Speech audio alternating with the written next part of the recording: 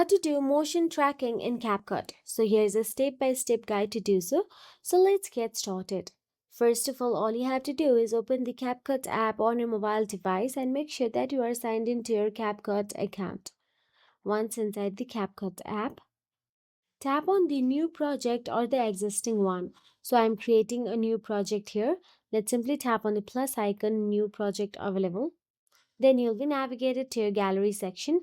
Here, scroll and tap on the video you want to motion track. Now, this is the video I want to track the motion of. So all you have to do is tap on the timeline of the video. If you do not tap on the timeline of the video, the bottom tab edit section will not be visible. So now, once it is visible, swipe and tap on the camera tracking option available there. And once you tap on the camera tracking, you will get to see motion tracking option available. Tap on it and tap on any motion you want to track. So here I'm tapping on the face. So as you can see, it has started tracking the face and the video moves around.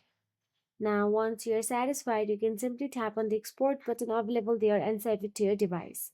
So if you found this video helpful, please like, share and subscribe our channel, and thank you so much for watching.